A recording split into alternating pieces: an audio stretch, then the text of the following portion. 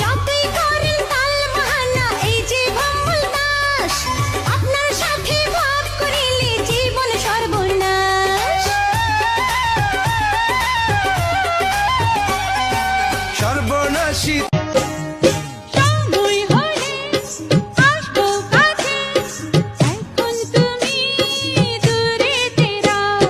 গাছে ফুটেছে বাসর ফুল, এমন নিলাজ হয়ে না জেনে না বুঝে,